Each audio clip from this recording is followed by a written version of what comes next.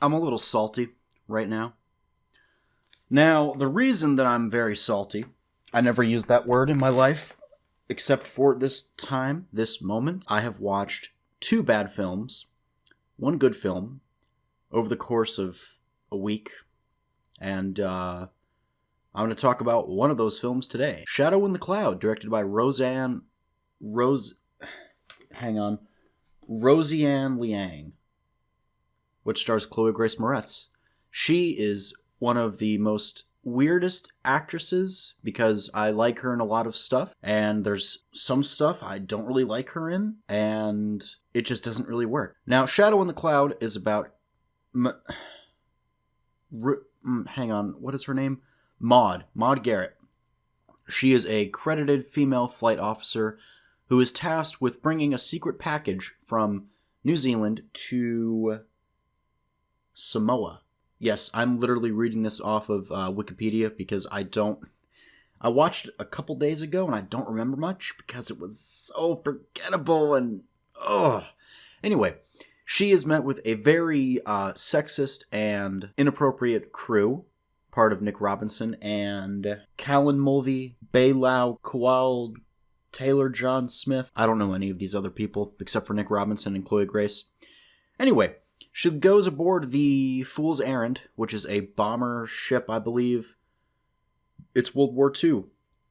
There's war, obviously. And what we get in the first half of this film, there's going to be spoilers, by the way. Shadow in the Cloud's first half it's a brilliant, concept. If you've seen Buried, great film. Probably one of my favorite Ryan Reynolds films because he's not being himself. In that film, there's a ton of tension because the only set that we see is literally a coffin, which is only 6 feet, very claustrophobic. The first time I saw it, I felt that even I couldn't breathe because it was such a tight space. And that's what Shadow in the Cloud does for the first half, mind you.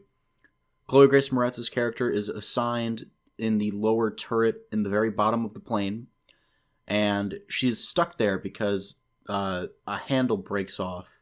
That's a great first half. We find out that there's a presence. There's these... I think it's only one or two. I think there's only one. There's a gremlin monster bat thing, sneaks aboard the ship, tears through one of the holes of the wings, or I think. And it's dark, it's stormy, there's turbulence, and we learn a little bit about her character because she's talking through a radio. Other members of the plane are up above, she's down below. It's a great concept. And this is for half the movie. The movie's, I don't know, an hour and something minutes. It's great. It's just so claustrophobic. I was getting a little tense because obviously your mind can play tricks on you, and especially when you're in the air, you can't see much. The first part of the film was amazing. Except the film kind of drops the ball. Like I said, these spoilers, no going back. So it turns out that Maud Garrett, I really don't like that name now, saying it. Maud Garrett has been making up her alias as the female credited flight officer, and it turns out is married to, or is a girlfriend to one of the officers up there in the plane. I don't remember who.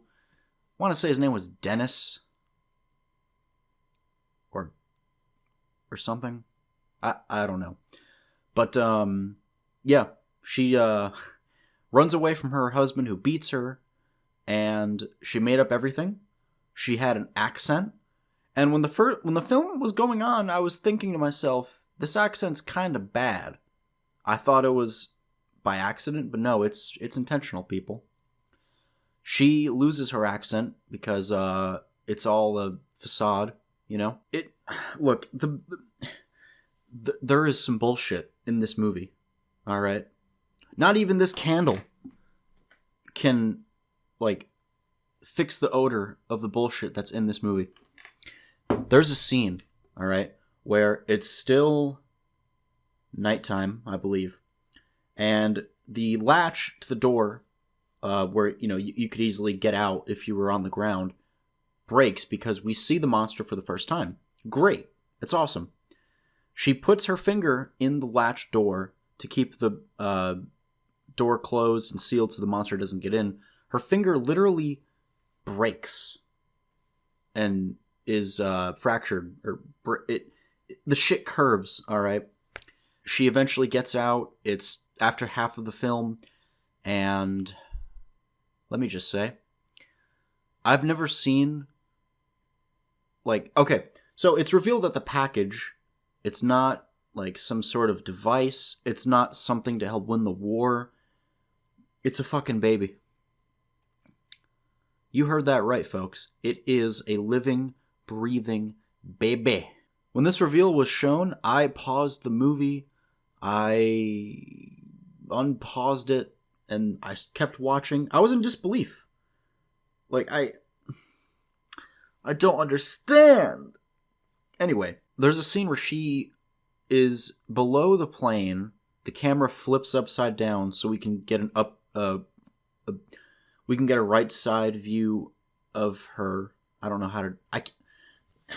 She's on the bottom of. Okay, this is the plane. This is the bottom. She's climbing on the bottom because the bat baby duo. The baby's slipping. The bat has gone away, and it's just. It's so stupid. Okay, she's about to fall to her death when suddenly, when she falls, a plane explodes. That explosion propels her back into the plane that she is residing in. This film is stupid. I didn't want to spoil it. Trust me.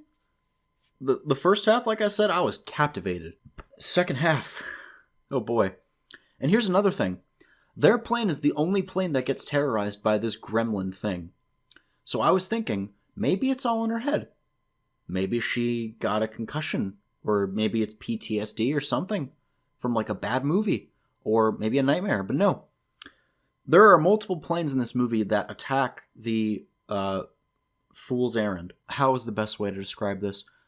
We never see the fucking little monster vampire bat attack the other planes. It's just her plane. Sure, the other crew members, most of them get shot and killed by the other plane members from the Japanese, I believe. And that's it. There's only one bat, for one thing. It's not very big. It's maybe at most 10 feet. The CGI at night looked great. God damn it. She literally avoids death so many times.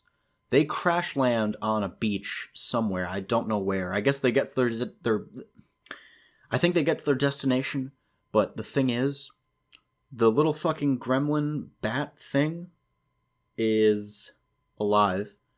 Takes the baby, literally gets a 5-second head start. Can't fly. I don't know why. It chooses to literally run away. Chloe Grace Moretz's character, some fucking how, teleports in front of it, clotheslines it like it's a fucking WWE wrestling match, kills it by bashing its brains in because they fight. You heard me right. They fight. Oh! You can see my stress. I'm not going to add any footage because the copy that I watched was in, pixelated quality. We're talking artifact after artifact. Walter Quaid. That's his name. I see it on Wikipedia. I almost said Dennis Quaid, but no, it's Walter Quaid. That was the love interest guy thing, I think.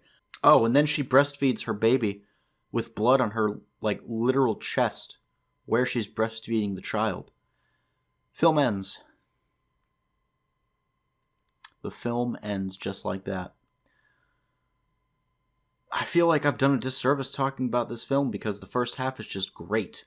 Second half is awful. I mean, her finger breaks, and you're telling me that she has... Oh, her arm is broken too. That's another plot device convenience thing. Her left arm is broken. It's in a sling. And you're telling me that she is able to climb on the underside of a plane, to snatch her baby. And her finger's broken. I think on that arm as well. Like on that arm, her index finger's broken. And you know what?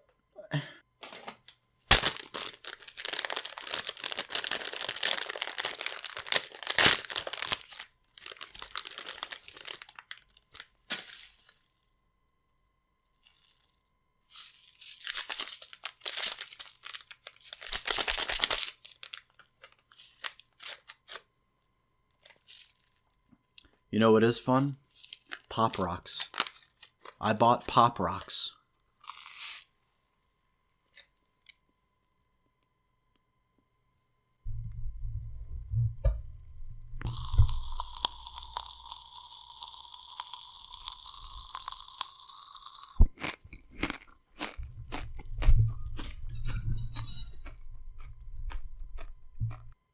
So yeah, that's it. Film first half great, second half bad. I saved you time if you do want to watch it. I know it's streaming on HBO Max, I believe. I just watched it illegally. I was anticipating it. But I'll catch you guys later.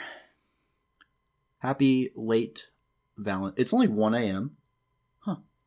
Never mind, Valentine's Day was last night. I hope you were alone because I was.